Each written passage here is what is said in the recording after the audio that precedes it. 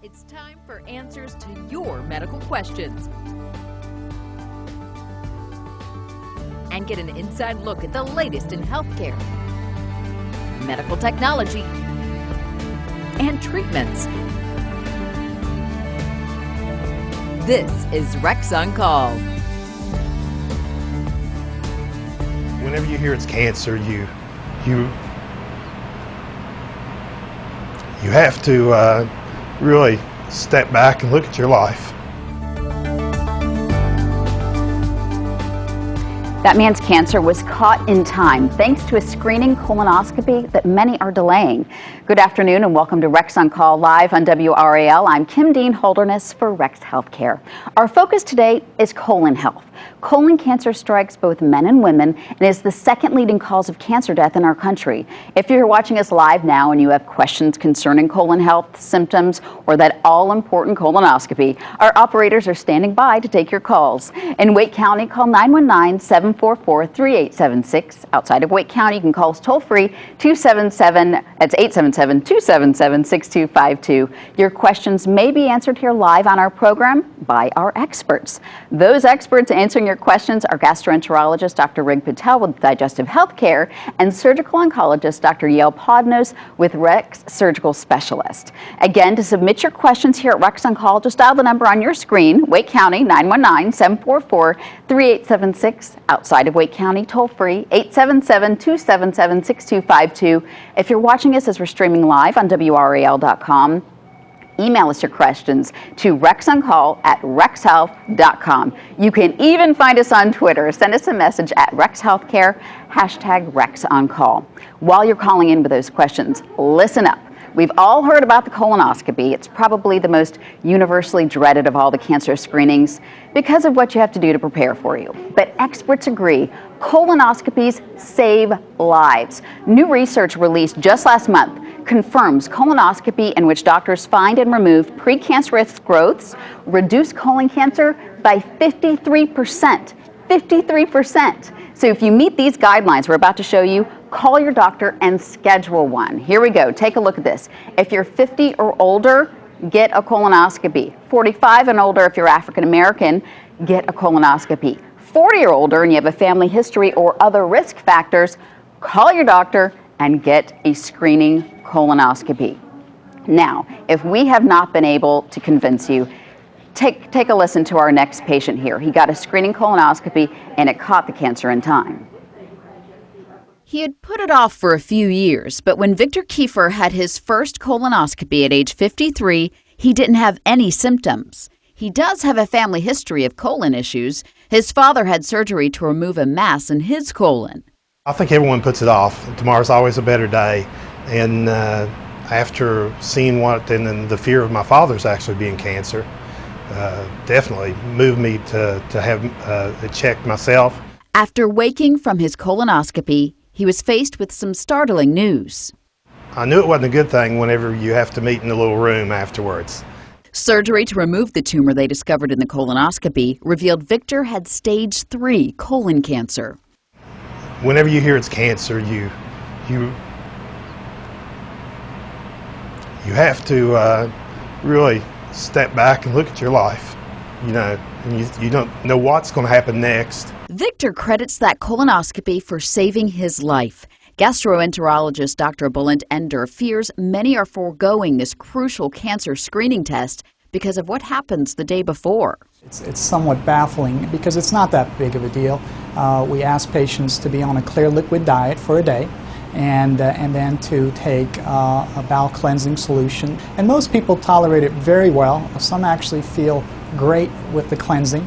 Without a doubt, Dr. Ender says it's one of the most important cancer screening tests that can actually prevent a cancer from developing in the first place. And about the day before cleanse, you have to do it. The importance of this cleansing cannot be overstated because the quality of the physician's examination ultimately depends on the quality of the patient's bowel prep. Victor had a successful surgery to remove his tumor. He didn't require chemotherapy. A year later, tests show he's cancer-free, all because of that colonoscopy. So don't put it off. Just don't put it off. Have the colon checked. Definitely an unpleasant thing to prepare for it. That part can't be taken out, but the results can save your life. And joining us now on set is Dr. Rick Patel and Dr. Yale Podnos, and we have a lot of questions coming in already. But first, let's talk to you, Dr. Podnos. There have been some real advances in the surgical techniques for treating colorectal cancer. Tell us about that. Well, over the past 15, 20 years, laparoscopy and minimally invasive surgery have really revolutionized surgery in general.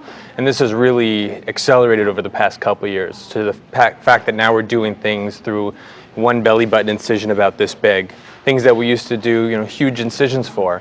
And what that corresponds to is less patient pain, fewer days in the hospital. People get up and resume their lives quicker, better.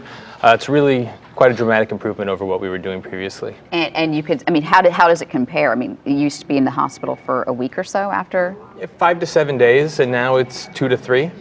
And they're up and around and moving around. Okay, we have some questions in, and this one actually came from Lisa from Apex, talking about the 50 and under age group in colon cancer. A lot of doctors are getting these symptoms from 30-year-olds and not really thinking colon cancer. Dr. Patel, tell us, what should doctors be doing to really cut this down? That's a great question from Lisa, actually. It's a very topical question because the incidence of colon cancer has started to go down in people over the age of 50, which is great because we're starting to screen. The fastest rate of growth is in the younger people, actually between 20 and 29. And it's not very common, but the rate of growth is concerning. And we think it might be environmental, dietary. So we have to be concerned about people under the age of 50. It's a change in bowel habit, abdominal pain, bleeding in particular. Talk to your doctor, get early screening, listen to your body. It's really important. And what should you be asking your doctor when you're meeting with your doctor for the first time, or gastroenterologist, about the procedure? What should you be asking them? Well, asking them about where they do it, how they do it, and what the bowel preparation involves, and understanding why they're having it done. I think those are the important things. Okay, and in terms of looking for surgery, what sort of techniques, what should they be asking a surgeon in terms of the techniques they use if they do find something? I think foremost would be how many of these the surgeon does. Because with anything, the more we do, the better we are at it. Mm-hmm. And then we could start asking, do they do it laparoscopically or single incision laparoscopy? Because what we've done is we've honed down the number of incisions and the size of incisions. Mm-hmm. And so those who are able to do it with fewer or smaller incisions, it just corresponds to a better patient outcome. And you guys have really taken the lead in terms of endoscopic ultrasound, in terms of staging these cancers. Tell us about that. Well, endoscopic ultrasound is used for staging rectal cancer. It really helps us determine which order of treatment to do, because we regard rectal cancer as curable.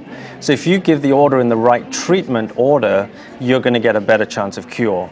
And what endoscopic ultrasound does, it looks at rectal cancers and sees how far through the wall it's gone. If it's gone through the wall, then you want to get preoperative chemoradiation therapy before someone like Dr. Podnos can go and resect it. If it hasn't gone through the wall and there's no lymph nodes, no evidence of spread, it's a really good idea to go and have the surgery directly. But it's important to do it in the right order. That's so good to know. We have a question from Jane in Wake Forest. She was diagnosed with colon cancer in 2002. She had a resection, no other treatment, and has had yearly colonoscopies, but now her doctor said she can wait 3 years. It seems like she's a little nervous about that. Is that fine that she waits 3 years? Yeah, I think as long as she doesn't have any strong family history, or she doesn't have what we call a colon cancer syndrome, then spreading out to 3 years is reasonable, as long as she doesn't forget at 3 years. Okay. We're back after the break to answer more of your questions. To phone us here at Rex on Call, just dial the number on your screen. In Wake County, 919-744-3876. Outside of Wake County, 877-277-6252. If you're watching us as we're streaming live on WRAL.com, you can email us your questions, rexoncall@rexhealth.com. And on Twitter, lots of ways to find us today, at Rex Healthcare, #RexOnCall. When we come back, we'll hear from yet another patient who says a colonoscopy saved his life.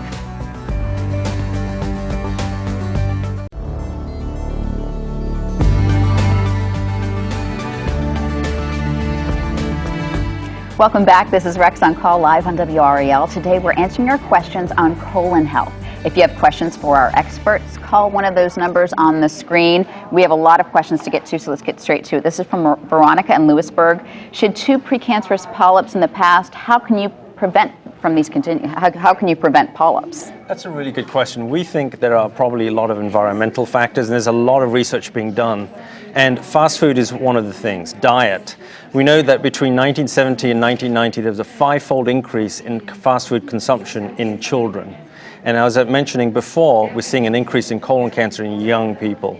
So diet. And some of the research that is out there suggests not eating too much red or processed meat. Make sure you eat at least 5 servings of fruit or vegetables, which not many people do. Berries, blueberries. Make sure there's enough calcium in your diet. Don't smoke. Exercise 5 times a week. All those things have been associated with a lower incidence of colon cancer. So really good, healthy lifestyle is the bottom line. This has come out even more important as we find that immigrants, as their generations live in this country further and adopt an American lifestyle, an American diet, they tend to have the American chances of getting cancer as opposed to where they had originally came from. Interesting. Okay, this is again about family history. Wants to know, he has a strong family history. How long should he go between colonoscopy procedures? He's 56 years old. Assuming that he doesn't, again, have a genetic syndrome, and you are suspicious of a genetic syndrome if there are several family members who get colon cancer, breast cancer, gynecological cancers, particularly if they're below the age of 50. If you've just got 1 or 2 family members who've got the cancer, you generally don't want to go more than 5 years without a colonoscopy. Okay, and this is a question that's apparently very popular here. A 54-year-old male with wants a colonoscopy but low on funds. How do they proceed in terms of? I think it's important to talk to your doctor. There are lots of different ways to try and get screening. The bare minimum way is to check the stool for blood. I think that's the bare minimum way of checking for potential of a lesion in the colon. But talking to your doctor and looking for different options, there are certain hospitals that will do it. Rex Hospital will do it with the Rex Foundation. So there are options to be able to look for it. There are options. Okay. This is questions from Smithfield, upper gastric pain, UGI and ultrasound on the gallbladder. What's the next step? Is that a question we can answer here?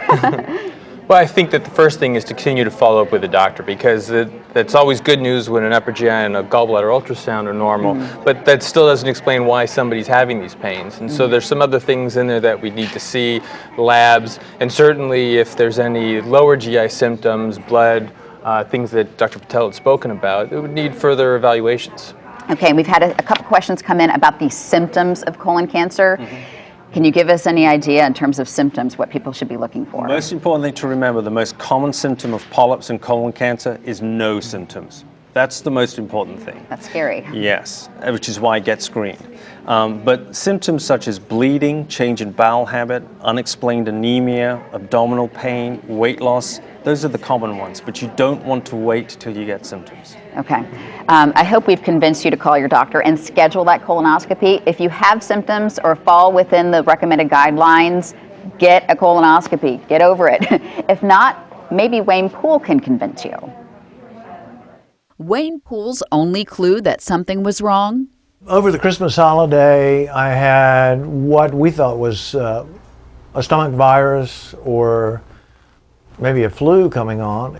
Went on for about 24 hours and I recovered, and my wife and I both thought, well, mostly my wife said, I think it's time for a really thorough checkup. Just last month, a colonoscopy revealed a tumor. It's stage 3 colon cancer. Now the 67-year-old is telling anyone who will listen to get a screening colonoscopy. I tell them, get checked up. Yeah, I think 2 or 3 have been convinced already. They realize how serious it is, and it's not that big a deal. Wayne is just now starting chemotherapy, and he's optimistic about his future. You know, I feel like I'm a healthy guy for the most part, and I think they recognize that. So I think the outcome can, certainly be, we're giving it our best. I mean, we should have a good outcome.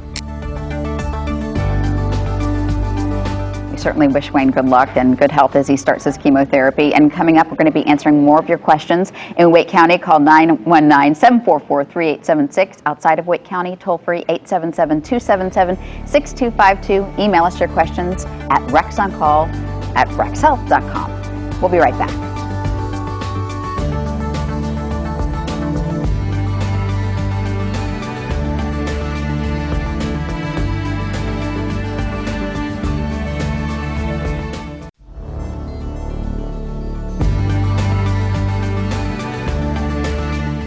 Welcome back to Rex on Call here live on WRAL. To reach us here at Rex on Call today, call 919-744-3876 if you're inside Wake County. Outside of Wake County, call us toll free at 877-277-6252. Email us rexoncall@rexhealth, and we're taking questions for Dr. Rick Patel and Dr. Yale Podnos. We have a lot to get through, so let's get going. Mrs. Osborne from Fayetteville, she had hernia surgery with mesh. She had hernia repair a few years ago. Is she more prone to a puncture during her next colonoscopy? I'll make the assumption that it's an abdominal wall hernia and not an internal hernia, but no, these are remote from where Dr. Patel and his colleagues would be doing a colonoscopy. Okay.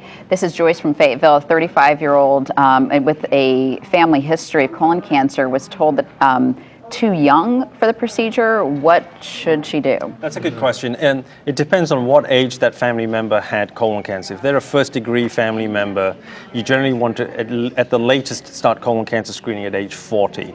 But the rule we use is 10 years younger than when that family member was diagnosed. So if you have a family member that was diagnosed at age 40, you should start screening at age 30. So it depends on that particular history. Okay, so this is Anna from Durham. After cleaning out for the colonoscopy, is there anything you can do to regularly to stay cleaned out? So should you be buying those cleanses that you see in the drugstore? I'm not a great fan of cleansers. I think a healthy diet, making sure you drink enough water, have enough fiber. You need about 25 to 30 grams of fiber a day.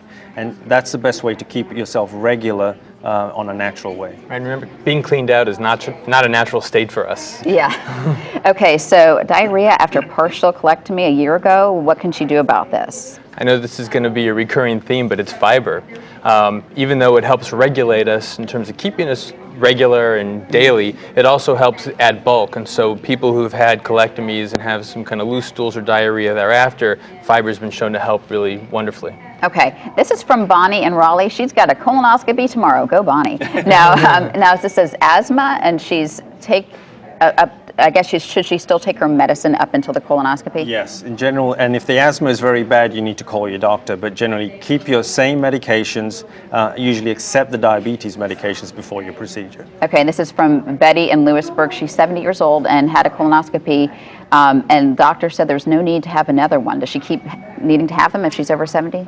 Yes, some people talk about stopping screening and surveillance at age 75, but I individualize it to the patient. She would next be due at age 80, and at that time she should talk to a doctor if it's appropriate at that time. Okay, this is from Cindy in Wake County. Could you explain what causes colitis in terms of prevention? And she's had 2 different episodes. Is there anything she can do to prevent those episodes? Lots of different causes of colitis. Infection, autoimmune colitis, medications can cause it. So first find out what the colitis was from. Is there a way to find out what the colitis is from? Yes, generally your doctor might have a good idea whether they thought she had an infection or whether it was Crohn's disease or ulcerative colitis. This one was ischemic, and so the blood vessels that go to the colon are the same ones going to the heart, and that causes stroke. So it's really overall cardiovascular health in that circumstance. Okay, and this is a question from Oxford.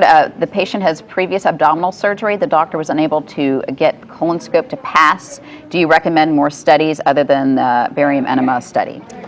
Yes, sometimes we see that where there's so much scar tissue that it's dangerous to keep trying to push the colonoscope. So a barium enema is a very good way to rule out large polyps or large lesions. It's not as accurate as a colonoscopy, and then a barium enema again in about 5 years. Okay. This is Willie from Dunn. How often should he get a colonoscopy? He's 71 years old, and he had his last one in 2003. So every 10 years. So, okay. Erica, irritable bowel syndrome. Possible cancer with a colonoscopy? Having trouble reading this question. Does this increase your chances of cancer if she has irritable bowel syndrome? No, generally not. But you want to make sure your symptoms of irritable bowel syndrome are irritable bowel syndrome, and particularly if it's a new symptom, then you need to talk to your doctor. Okay. Real quickly, Lynn from Henderson, brother and sister both had polyps. When does she need to get screening, and should it be done before she's 50 if both her brother and sister had polyps? If she had brother and sister had polyps, so start at age 40, particularly if they're the precancerous types of polyps. Okay, we're going to have a final round of questions after this break. This is Rex on Call.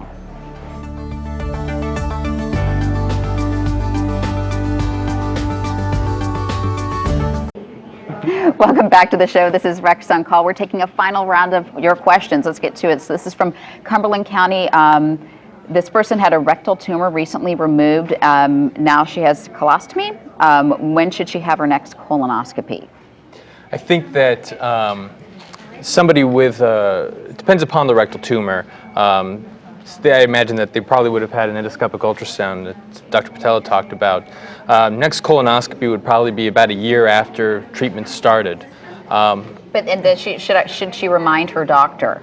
I think that you have to take responsibility for this yourself, right? Your doctor may not send you a reminder. I'm sure your doctor will remember, but it's always best to be your own advocate as well. Absolutely. Okay, this is from Jane in Nashville. Colon cancer in 2011, anoscopies leaked? Anastomosis. Okay, and ended up with a colostomy. Has not seen an oncologist. Should she see one?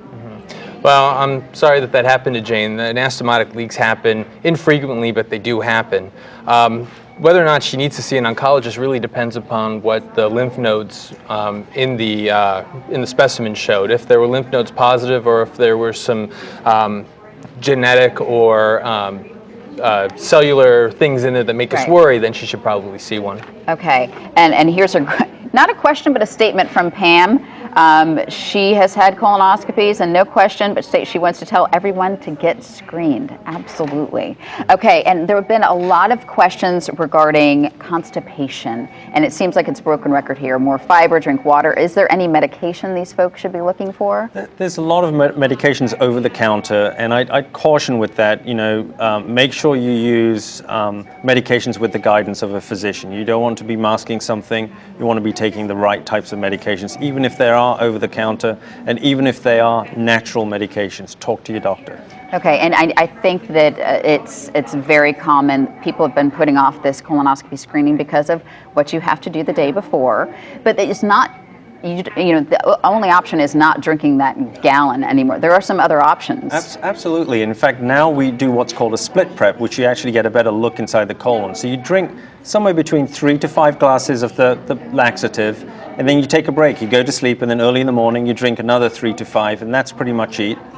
You don't eat during the day before the procedure, and that's it. Now, some people do find that uncomfortable and inconvenient, but it's not painful, and it really is life-saving. And talk about sedation. There's some great new anesthesia, so people are waking up ready to go. Yes, absolutely. I mean, now we get to the point where we can guarantee patients won't feel any discomfort. So a lot of us are using sedation where patients go to sleep, they have the procedure, and they wake up without any drowsiness, no nausea, and they go home and get on with their day. Okay, great. Thank you guys so much, and thank you for our phone bank. Still answering the questions. As always, consult with your physician about any health concerns. Thank you very much, Dr. Patel and Dr. Podnos. And thanks, our phone bank, still working hard over there. Join us next month for Rex on Call. Our topic will be allergies. I already have a lot of questions, and just in time for all that pollen, you can email us your allergy questions ahead of time at rexoncall@rexhealth.com. Join us on April 16th at 1 p.m. right here on WRAL. We'll see you next time.